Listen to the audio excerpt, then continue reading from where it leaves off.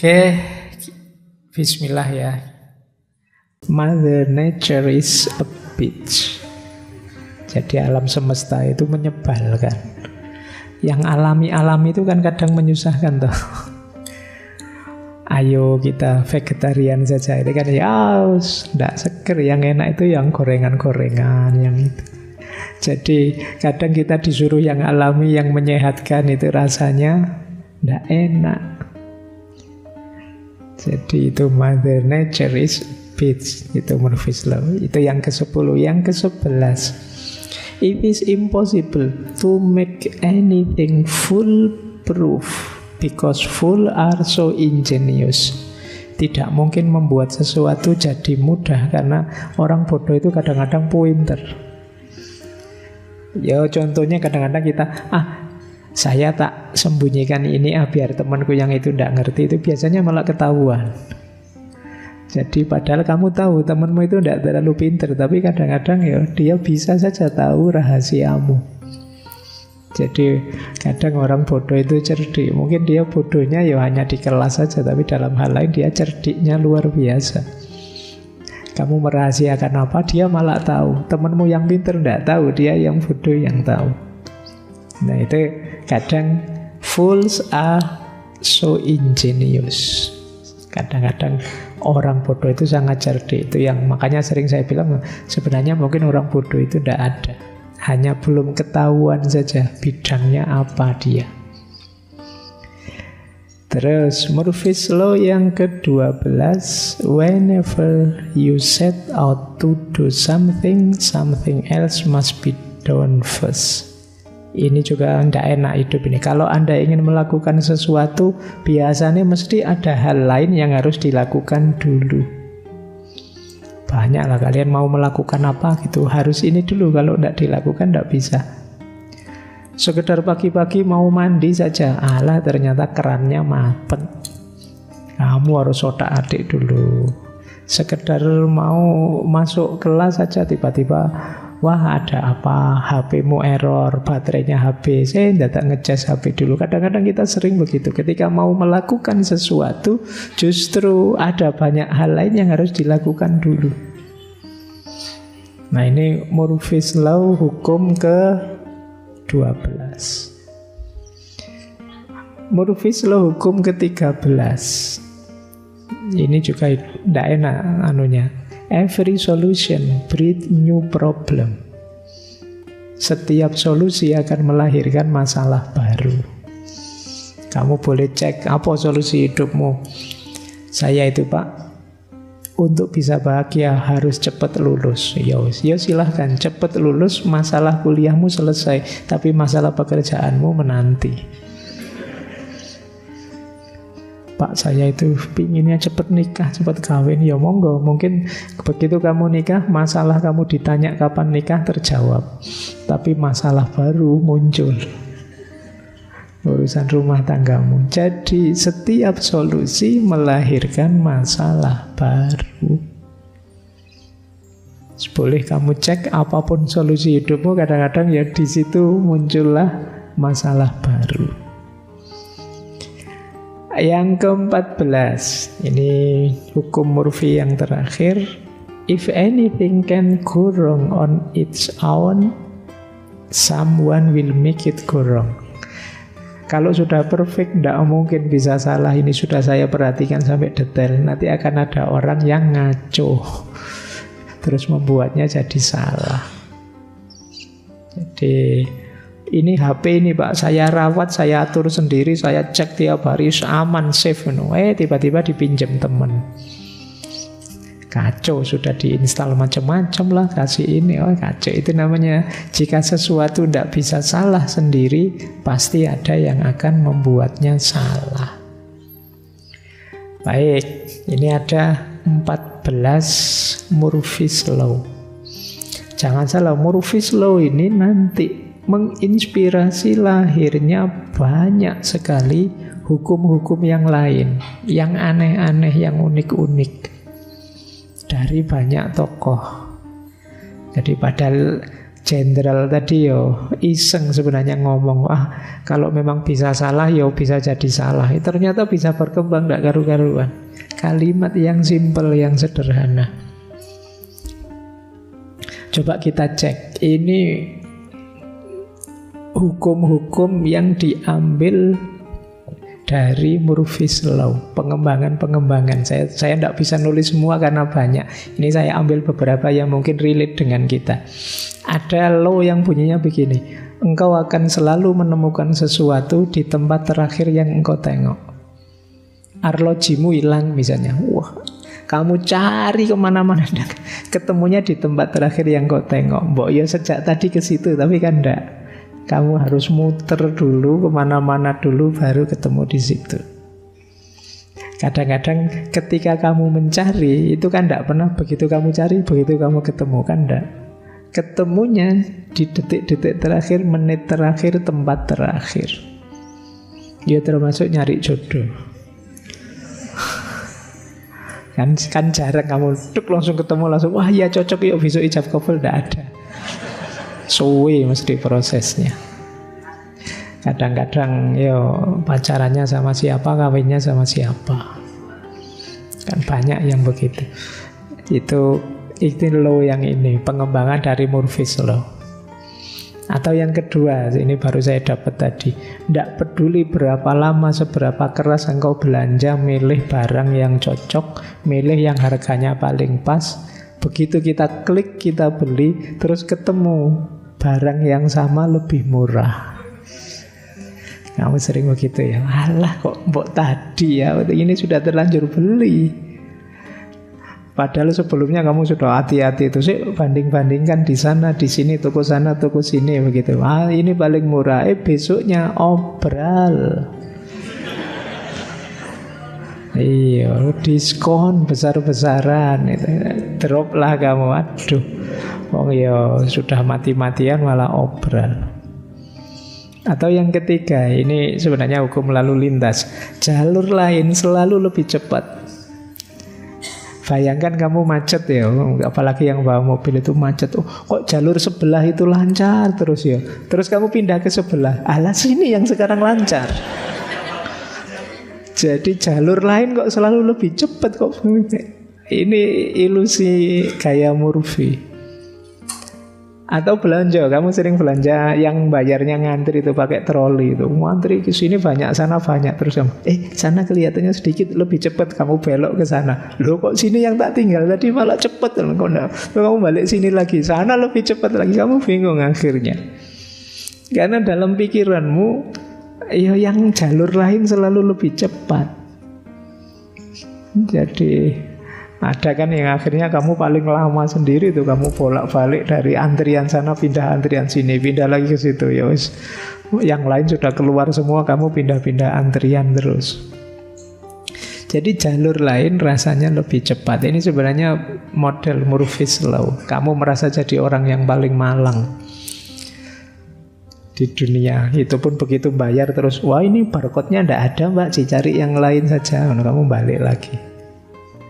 Nah, ada lagi yang keempat. Jika ada alat rusak, terus diperlihatkan pada tukang reparasi, biasanya terus begitu kamu demokan di depan tukangnya, lancar.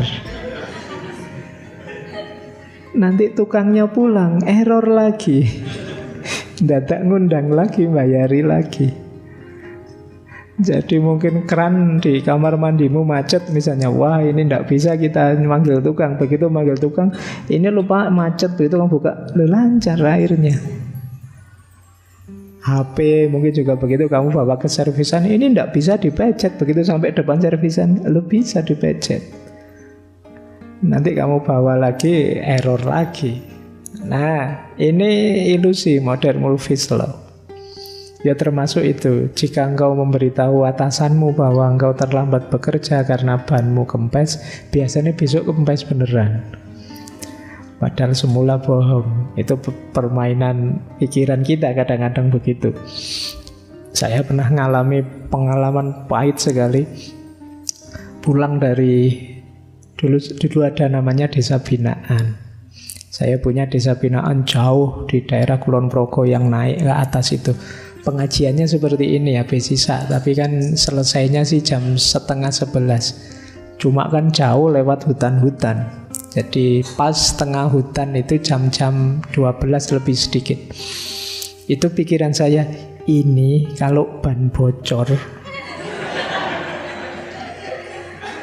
habis ini aku sudah mikir begitu saya. Ternyata ndak ada 10 menit setelahnya motornya goyang yut. Beneran bocor sudah di tengah hutan, tengah malam. Itu pikiran itu kan ampuh. Kalau begitu kita berpikir negatif, kejadian lah. Nggak usah tanya cerita selanjutnya bagaimana. Itu oke ya. Yang penting bisa kamu bayangkan lah ya. Karena gelapnya di tengah hutan, tengah malam. Oke, ini gaya Murphy's Law. Hidup itu ternyata ketemu pahitnya saja, negatifnya saja. Saya baca lagi ada law yang menarik. Setelah tanganmu kena minyak banyak, hidungmu gatel. Mbok ya tadi pas tangan bersih hidung gatel, ini baru lagi udik-udik apa, wah hidung gatel.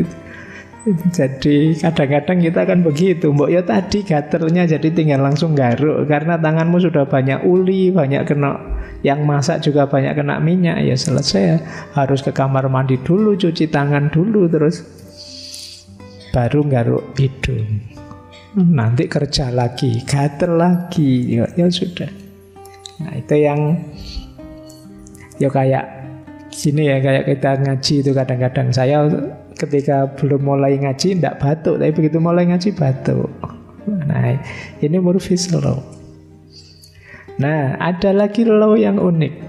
Alat apapun yang kamu pakai, kalau dia jatuh biasanya gelindingnya ke sudut yang paling sulit engkau jangkau. Jatuh deket sini aja kan tidak apa-apa. Misalnya kamu lagi makan gitu di meja, jatuh ke bawah meja, itu pun biasanya nggak cuma jatuh yang bisa dijangkau terus masuk, kamu tidak harus ndodok-ndodok ngambil. Ini namanya Murphy's Law. Mesti masuk ke sudut yang susah, padahal enak saja kan bisa. Ada lagi hukum yang begini, kalau engkau salah pencet, salah nomor, itu biasanya sinyalnya lancar, jadi orangnya jawab. Ini siapa? Ini kok lancar. Tapi kalau yang nomor benar kadang-kadang sinyalnya seret. Ini Murphy's Law namanya. Jadi kalau salah sambung itu kita tidak pernah kok terus sinyalnya keblokir kah atau apakah, sinyalnya pas lagi lancar, tidak pernah sibuk.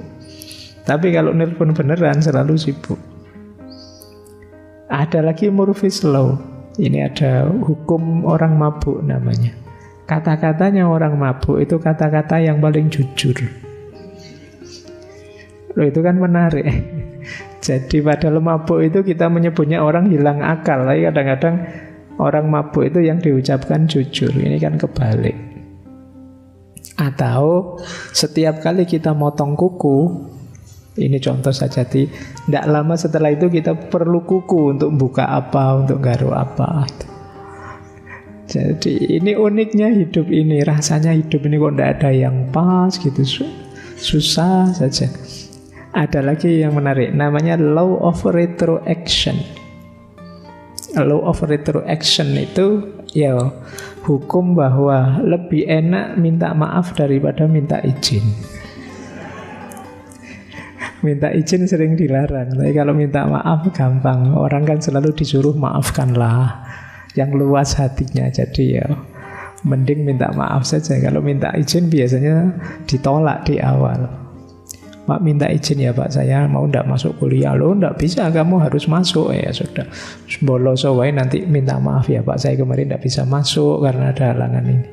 Biasanya orang justru lebih longgar. Nanti ada airplane law. Airplane law itu hukum pesawat terbang. Kita itu biasanya pesawat, misalnya kita naik, yang pernah naik pesawat ya, yang belum dibayangkan saja. Kadang-kadang kan pesawatnya itu oper 2 kali. Nah, pesawat yang awal delay-nya lama. Sementara pesawat kedua on time. Wah, jadinya kita lari-lari, jungkel-jungkel. Susah itu aeroplane law.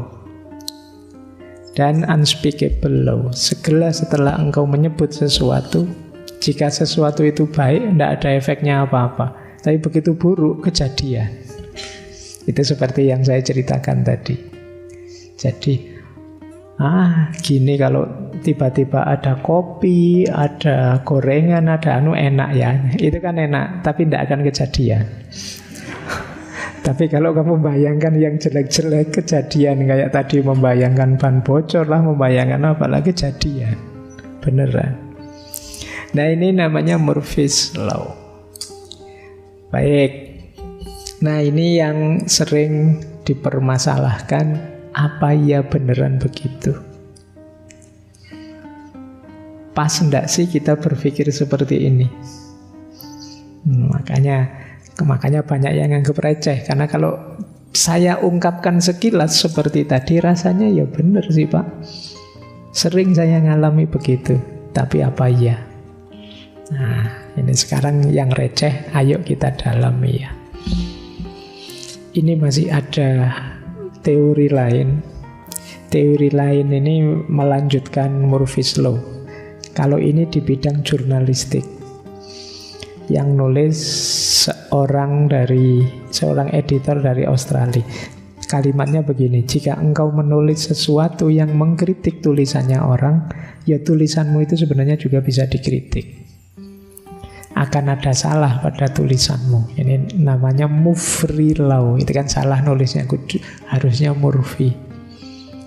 Jadi kalau kamu ngetik salah tulisnya orang, ya salah tulismu sendiri biasanya muncul. Ini ada kasus tahun 2009. Jadi Perdana Menteri Inggris saat itu, Gordon Brown, nulis surat belasungkawa pada seorang ibu yang putranya meninggal di Afghanistan. Nah, dia salah nulisnya.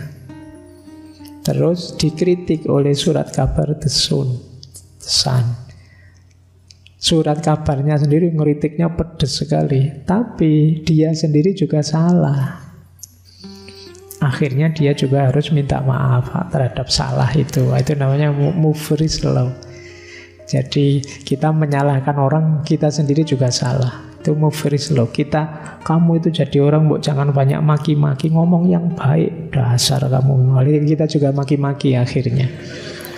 Bodoh wae. Jadi ini namanya Murphy's Law. Salah tapi karena memang salah eja. Ada lagi kebalikannya. Kebalikannya namanya Yipbrum's Law, yaitu Murphy dibalik. Ya. Jadi Murphy dibalik jadi Yipbrum. Nah, kalau tadi yang mungkin salah pasti akan salah, ayo mikir yang positif saja, yaitu yang mungkin berhasil pasti akan berhasil. Nah, ini kan lebih enak.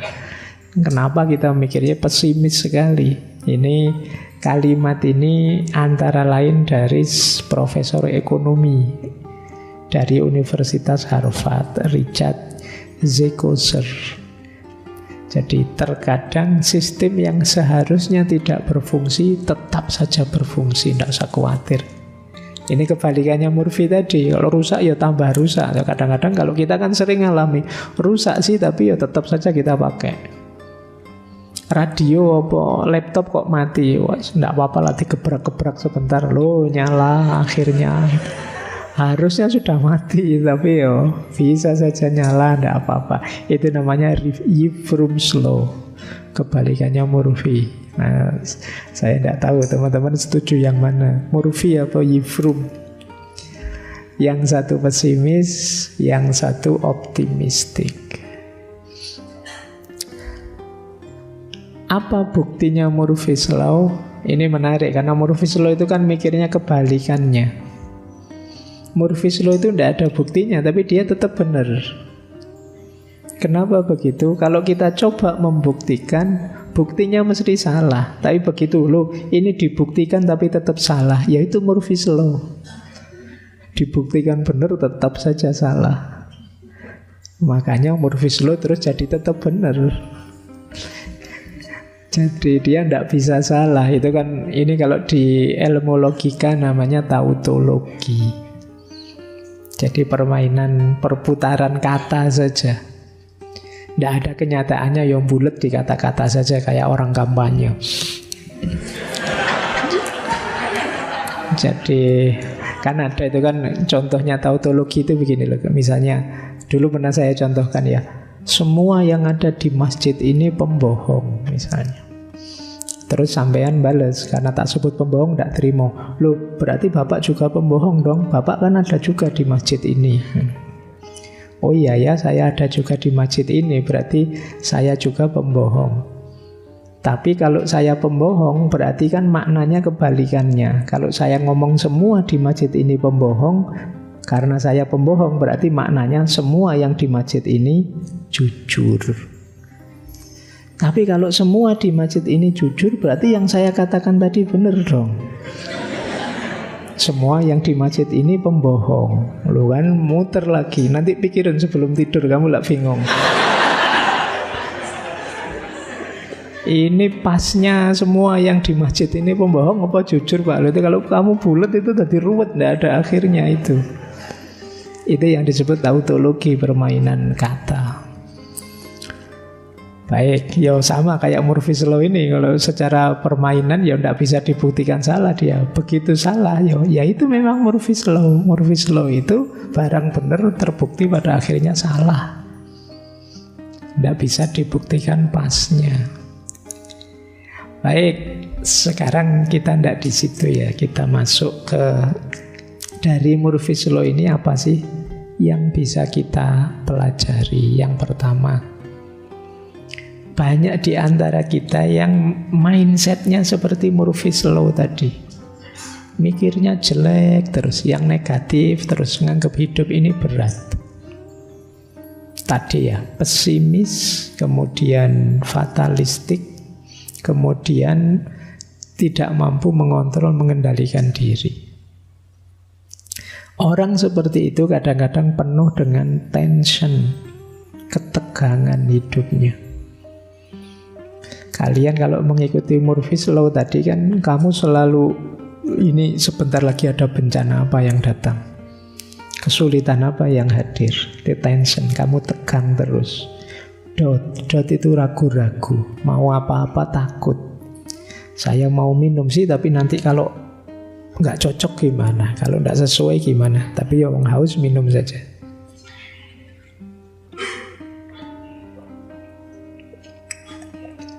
Terus cemas,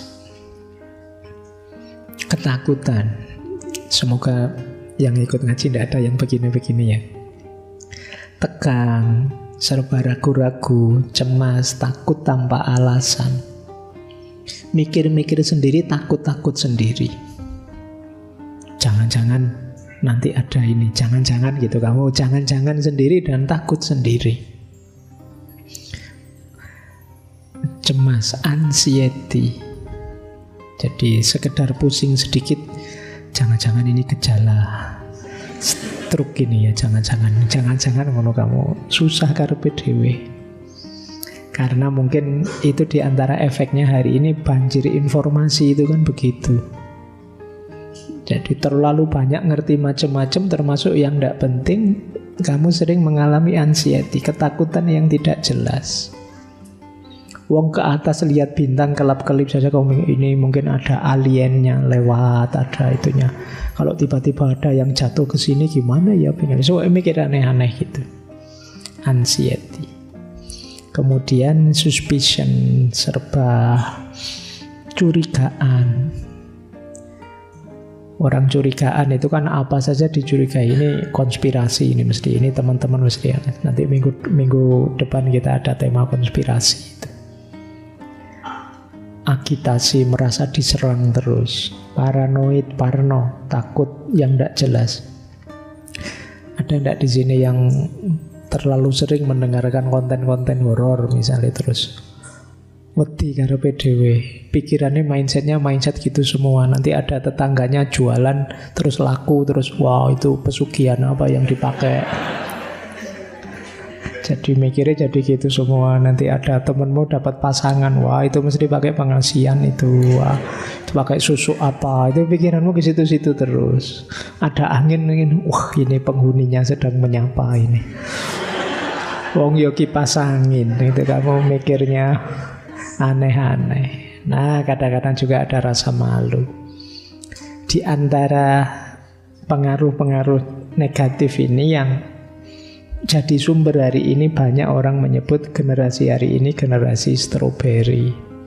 Jadi sering rapuh, tidak tangguh.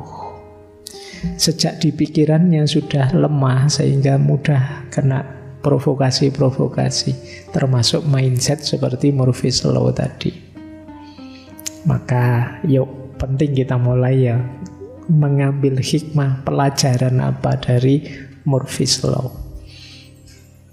Ada yang mengkritik begini, ini saya ambilkan kritik biar kamu tidak tenggelam dalam Murphy's Law. Ada dua orang tokoh yang terang-terangan mengkritik Murphy's Law. Yang pertama Richard Dawkins, kalian mungkin pernah dengar nama ini. Yang kedua David Hehn. David Hehn ini profesor matematika. Kalau menurut Richard Dawkins, Murphy's Law itu ya memang kita sering merasa cocok, tapi itu kalau dalam ilmu logika namanya bias. Nah, kalian kalau baca buku Sesat Pikir dan Cacat Logika itu, ini namanya bias konfirmasi. Jadi bias konfirmasi itu karena pikiran kita sudah begitu, maka kita hanya nyari bukti yang begitu. Nyari bukti yang mengkonfirmasi kepercayaan kita. Setelah ini mesti aku yang susah ini. Misalnya kamu mikir begitu, loh, kamu akan mencari bukti yang cocok, yang mengkonfirmasi pandanganmu tadi. Seandainya terjadi sesuatu yang sebaliknya, tidak kamu anggap. Sama kayak kalian misalnya punya keyakinan, pokoknya kalau habis apalah nabrak kucing apa nginep di kamar nomor berapa 13 itu kan, kamu menganggap itu sial misalnya. Loh, bias konfirmasi itu karena kamu yakin itu sumber kesialan. Setelah itu kamu akan mencari kesialan-kesialan dalam hidupmu, kamu sambungkan ke situ. Kalau kamu ngalami enak, ndak kamu pikir ke situ. Tapi begitu kamu ndak enak, ini gara-gara kemarin habis nabrak, itu mesti. Ini namanya bias konfirmasi. Bahkan mungkin peristiwanya sudah jauh. Kamu mungkin setelah nginep di kamar nomor 13 misalnya, hidupmu nyaman-nyaman saja. Tapi begitu kamu ngalami kesulitan apa 3 tahun kemudian, kamu sambungkan ke situ juga. Wah, itu mungkin dulu karena saya nginep di kamar nomor 13 itu. Ya meskipun mungkin tidak ada ya katanya. Jadi ini namanya bias konfirmasi. Ya buktinya mesti saja cocok. Karena apa? Kamu cari yang begitu. Jadi yang tidak cocok tidak kamu lihat. Sama kayak kamu misalnya orang barat nganggep, wah Islam itu teroris. Bias konfirmasi itu dia akan mencari fakta, data yang mendukung pandangannya bahwa Islam teroris. Di luar itu tidak akan dia terima atau tidak akan dianggap. Loh ini loh anak-anak ngaji filsafat ini loh, tidak mikir teror sama sekali. Mikirnya Indomie, mikir gitu-gitu, dia tidak pernah mikir aneh-aneh pokoknya. Mikir tidak punya duit, mikir tapi kan tidak dilihat, tidak mungkin jadi data. Data yang diambil sesuai dengan pandangan sebelumnya, itu namanya confirmation bias. Kita sering seperti itu sebenarnya. Jadi kita disetir oleh asumsi-asumsi kita. Banyak cara berpikir kita yang diarahkan oleh asumsi ini. Wah, pokoknya jangan nikah sama orang dari daerah sini. Orang dari daerah sini itu bla bla bla bla. Mungkin ada puluhan ratusan kelakuan dia yang tidak cocok dengan pernyataan kita tadi. Hanya 1-2 kadang-kadang muncul yang seperti itu, dan 1-2 itulah yang kita pegang. Jadi buktinya. Ini namanya confirmation bias. Kayak tadi misalnya, benda jatuh selalu di sudut yang sulit kita jangkau. Karena kita sudah yakin ini dulu, maka kalau ada benda jatuh kok mudah kita ambil, tidak kita hitung. Tapi begitu jatuhnya sulit, baru ini kita anggap, nah kan mesti sulit begini, kan mesti begitu. Kayak tadi, kamu merasa bahwa Pak, antrian yang pas saya itu loh mesti sulit, mesti lambat. Dan kamu kan selalu ingat-ingat yang pas sulit. Padahal ada kalanya mungkin saja kamu ngantri dan lancar. Tapi ini tidak kamu hitung. Yang kamu hitung yang pas kamu sulit saja. Ini yang disebut confirmation bias. Jadi hati-hati teman-teman ya. Dirimu, saya bilang tadi, disetir oleh pikiranmu. Jadi asumsi-asumsi yang ada di pikiranmu. Data dan fakta itu kamu milih sesuai kepentinganmu yang sudah kamu asumsikan sebelumnya. Itu yang disebut confirmation bias. Maka jangan kaget kalau sebentar lagi, mungkin sekarang juga sudah mulai, pendukungnya kubu sana, pendukungnya kubu sini, itu semuanya menunjukkan fakta. Hebatnya yang saya dukung, jeleknya calon yang sana. Semua akan begitu. Dengan model apa? Confirmation bias. Jadi kalau tokoh yang saya dukung mesti baik. Kalau pas ada jeleknya, tidak dihitung, tidak dilihat. Yang ditampilkan yang baiknya saja. Sementara kubu sebelah mesti jelek. Kok pas ada baiknya, tidak dihitung. Yang dikonfirmasi yang jeleknya saja. Nah ini sekarang boleh jadi bekalnya teman-teman ya, biar agak pinter sekarang. Jadi kalau ada orang bilang, loh ada faktanya loh, saya lihat sendiri loh. Iya, tapi faktanya dipilih sesuai yang sebelumnya jadi pandangannya, jadi aspirasinya. Fakta yang berseberangan, fakta yang berbeda juga banyak, tapi tidak diekspos. Mungkin teman-teman masih ingat ya, logikanya post-truth itu ada logika signing, priming, dan framing. Signing itu menggunakan simbol-simbol tanda-tanda sesuai kepentingannya. Priming itu mengutamakan hal-hal yang ingin dia tonjolkan. Framing itu motong, mereduksi data sesuai yang dia butuhkan. Iya memang faktanya ada, mungkin ada gambarnya, ada fotonya, ada videonya, tapi dengan modifikasi tertentu sesuai kebutuhan konfirmatifnya. Jadi kritiknya Dawkins ndaklah Murphy's Law ini hanya satu jenis confirmation bias. Hidupmu tidak semalang itu, yakinlah. Tidak mungkin Allah bikin kamu susah dengan sunatullah yang rumit, tidak mungkin begitu. Yang kedua, ada lagi istilah yaitu selection bias. Bias seleksi. Bias seleksi itu ya seperti tadi, kalau ini lebih memotong, menyeleksi sesuai kebutuhan kita. Kita itu hidup ini yo ada senangnya, ada susahnya, tapi kita pilih bagian susah-susahnya saja. Itu kayak misalnya ada tokoh sukses terus diwawancara. Gimana Bapak masa kecil dulu? Masa kecil saya itu susah sekali. Tapi dipilih yang susah-susah. Mungkin saya pernah ngalami ini, ngalami itu, diceritakan yang susah-susah biar orang yakin bahwa orang ini berjuang dari nol, dari susah loh. Ini namanya selection bias. Jadi yang enak-enak tidak disebut, yang lancar-lancar tidak disebut. Yang disebut sesuai yang dia butuhkan. Itu namanya selection bias. Nah, teman-teman mulai sekarang sadar ya. Jadi dua bias ini harus kita ingat benar. Karena era medsos hari ini kita sulit sekali memfilter, menyeleksi mana data yang objektif, mana yang subjektif. subjektif.